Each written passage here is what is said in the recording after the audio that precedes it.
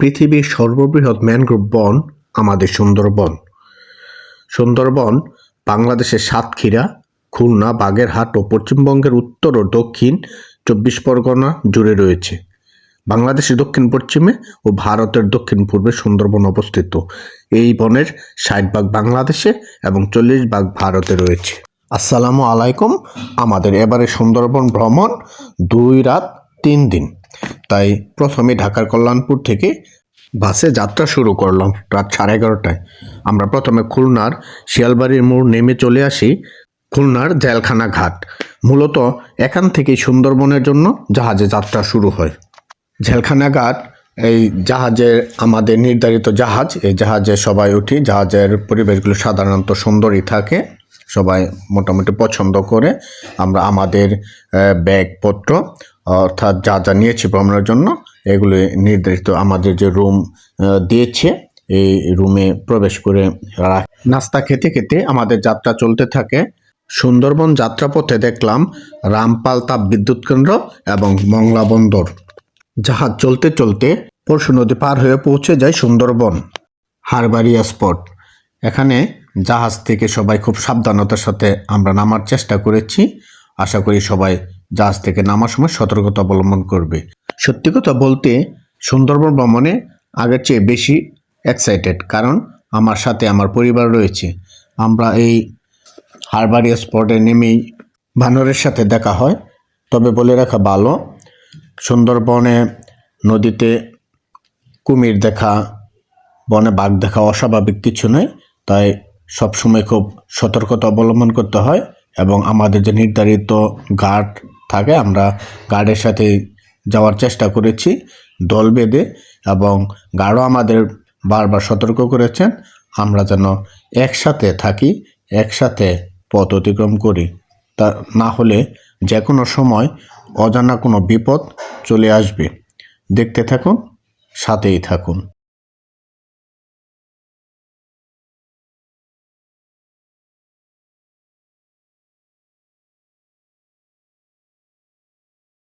এভাবেই দিন রাত কেটে যাচ্ছে জাহাজের মধ্যে।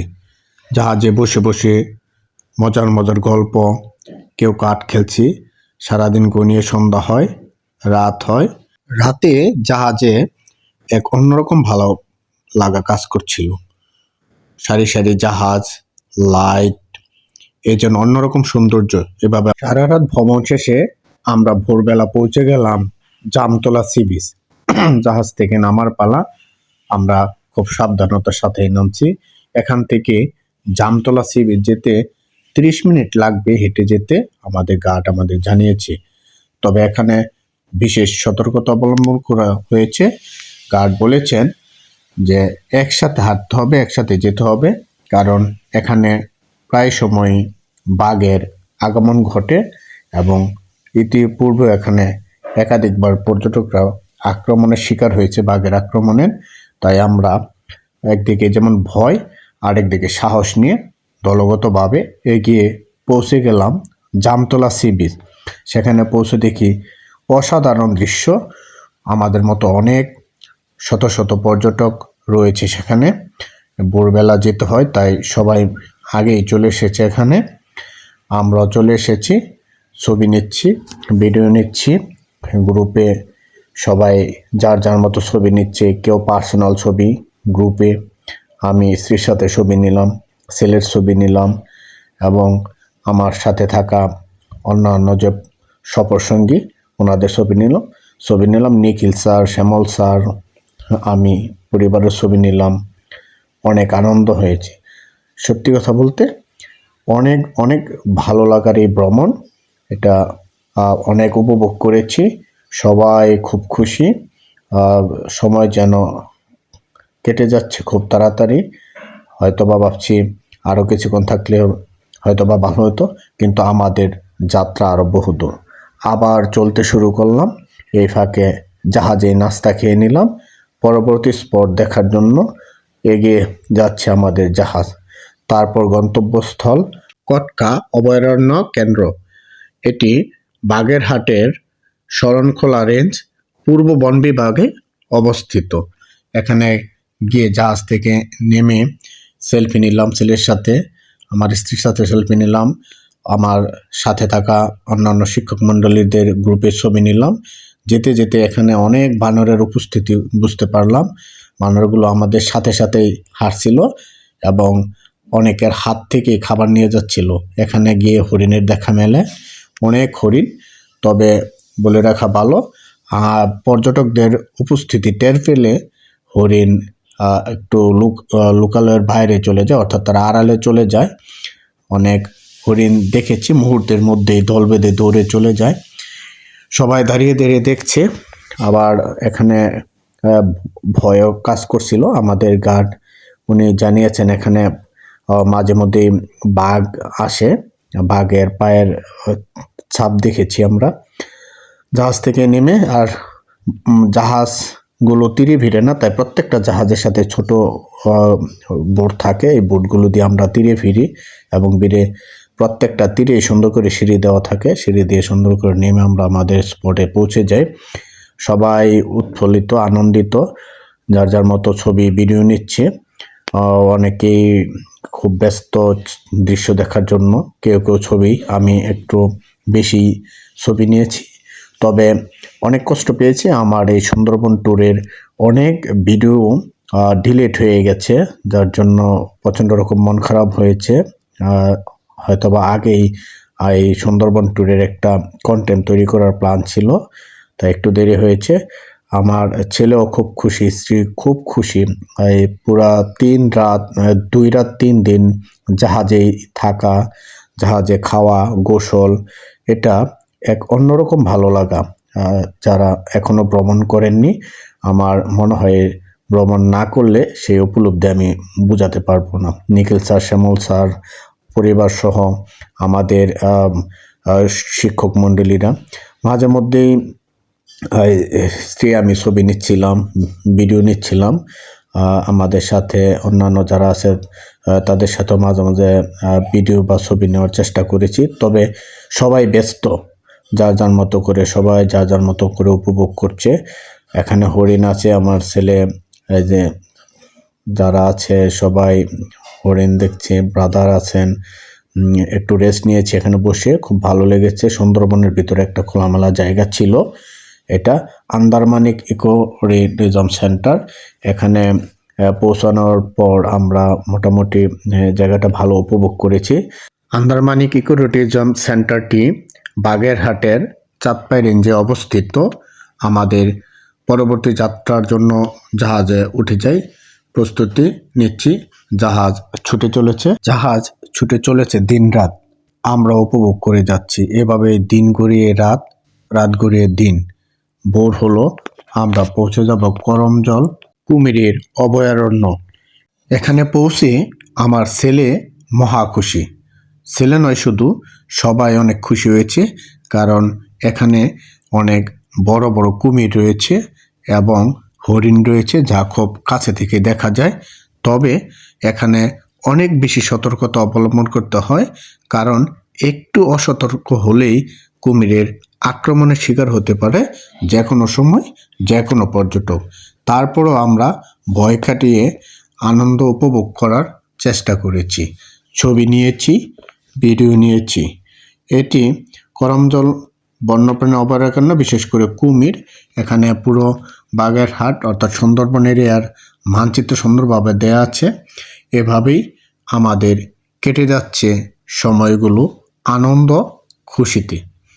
এবং যখন খাবার সময় হচ্ছে, আবার জাহাজে আমাদের খাবার সেরে নিচ্ছি।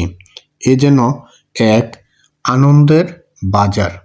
সারাক্ষণ উপভোগ করা, দৃশ্য দেখা, ছবি ওঠানো, ভিডিও করা, জাহাজে ছুটে বেড়ানো এবং মাঝে মধ্যেই আমরা জাহাজে বসে কাঠ খেলা, গল্প করা, সবাই সবার সাথে মজা করা, এ যেমন অন্যরকম এক অনুভূতি।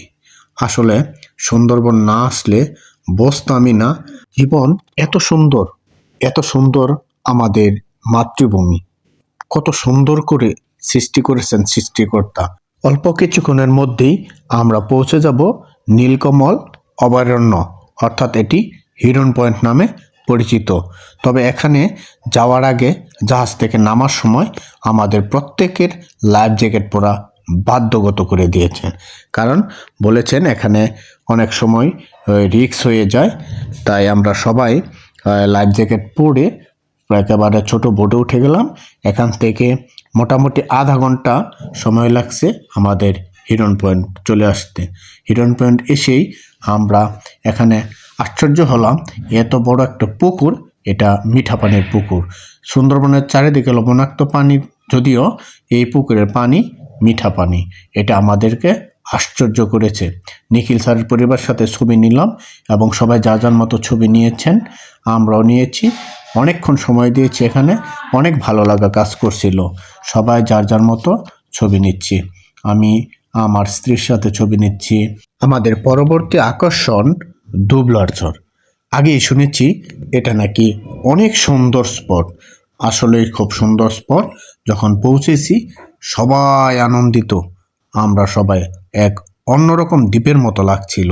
সেখানে শুটকির দোকান রয়েছে, খাবার দোকান রয়েছে। এখান থেকে চাইলেই অনেক ভালো মানের শুটকি খুব কম দামে কেনা যায়। আমরাও কিনেছি, মোটামুটি সবাই কিনেছে। অনেকগুলো দোকান রয়েছে। তাছাড়া এখানে কিভাবে শুটকি প্রক্রিয়াজাত করে এগুলো আমরা ঘুরে ঘুরে দেখেছি। এখানে অনেকটা সময় ব্যয় করেছি, আমরা দুবলার চরে ঘুরেছি। তবে এখানে একটি বিশেষ সতর্কতা হলো, এই লাল কাঁকড়া আছে, হাঁটার সময় একটু সতর্ক থাকতে হয়। আমার ছেলে যদিও লাল কাঁকড়া ধরার চেষ্টা করেছে এবং তার হাতে কামড়ও দিয়েছে, তারপরও এখানে খুব ভালো লাগা কাজ করছিল। এই শুটকি ব্যবসায়ীরা কীভাবে শুটকি প্রক্রিয়া করে এগুলি দেখেছি ঘুরে ঘুরে। এখান থেকে টিফিন করেছি। এভাবে সারাটা দিন এখানে কেটে গেছে। দিন কেটে সন্ধ্যা থেকে রাত, এভাবেই আমাদের সারাটা দিন আনন্দ কেটে গেল। এখানে গিয়েও ছবি নিছি, ছবি নিতে ভুল করিনি কোথাও। সবাই গ্রুপে ছবি নিচ্ছে, আমরা যার যার সাথে যাকে কাছে পাচ্ছি তার সাথে ছবি নিচ্ছি, পরিবারের সাথে ছবি নিচ্ছি, ভিডিও নিচ্ছি। এভাবেই রাত হয়ে গেল। জাহাজে রাতের খাবার, এটাও একটা অন্যরকম ভালো লাগা। সমুদ্রের উপর, নদীর উপর জাহাজে বসে রাতের খাবার, রাতের দৃশ্য দেখা, এগুলো যেন মনকে অনেক বেশি আকর্ষণ করছিল। এভাবেই সুন্দরবনের পুরা যাত্রা আমাদের সম্পন্ন হয়। এখন ফিরার পালা, বাসায় ফিরতে হবে। জাহাজ আবার সেই আগের পথে চলতে শুরু করেছে। আস্তে আস্তে লাঞ্চের সময় হয়ে গেছে, তাই লাঞ্চ করব। সবাই খুব খুশি। এভাবেই জাহাজে আমাদের লাঞ্চ সারতে হয়। করমজলের বাদ পড়া ভিডিও আপনাদের জন্য, উপভোগ করুন, দেখতেই থাকুন।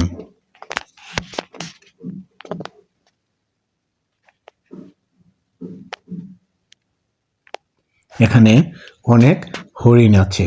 হরিণগুলো এত বেশি আকর্ষণীয় এবং সবচেয়ে মজার ব্যাপার হলো এরা সবার পর্যটকদের হাত থেকে খাবার খায়।